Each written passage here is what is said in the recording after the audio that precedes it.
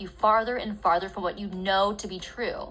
It's not about breaking the will, they were altering the sense of reality. Montel argues that as traditional institutions like churches, clubs, and unions have declined in popularity, people are desperate for new ways to feel a sense of belonging, and the majority turn to social media. Loaded language to enforce obedience. Loaded language to enforce obedience.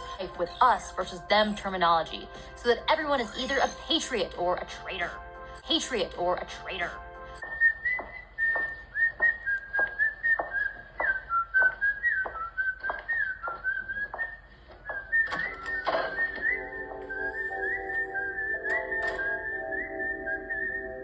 A desire to control, and he knew that the best tool for the job was language.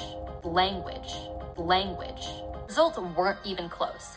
Speaking time had by far the highest correlation with leadership emergence, beating out intelligence, agreeableness, game proficiency, and even extroversion. If everyone else is listening to this guy, maybe I should too. Loaded language is a general term for words or phrases that have deep emotional associations for the listener.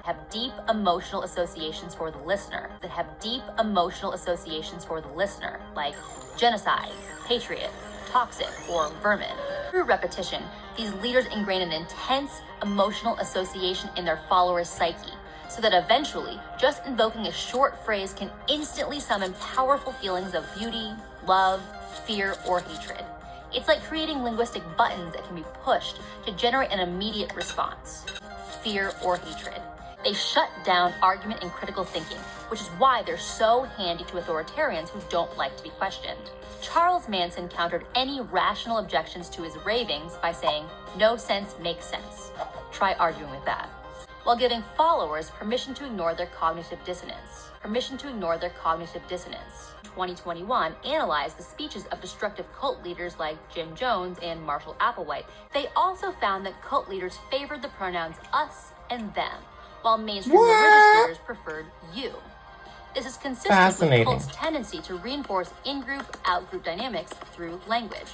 Members of Heaven's Gate believed themselves to be evolved and next level, while outsiders were stuck on the human level. Nixium labeled unbelievers suppressives, and Scientology uses the derogatory wogs to refer to non-Scientologists. Perhaps the most efficient linguistic tactic for reinforcing an us versus them mentality is the use of jargon.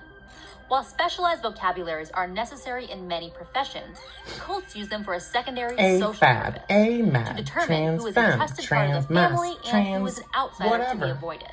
Members of researchers from Columbia University and USC examined the relationship between jargon and self-perception. They analyzed the writings of a broad spectrum of graduate students and found that the lower the ranking of the university the student attended, the higher the frequency of unnecessary jargon. Those that had been made to feel inferior were more likely to use jargon in their pitches.